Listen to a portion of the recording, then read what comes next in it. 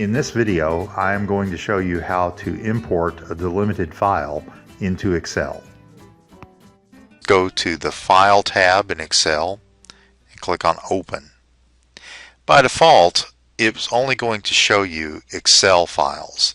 We need to see comma separated and fixed length files as well. So I would just click on this button and change it to all files. Let's try importing comma separated.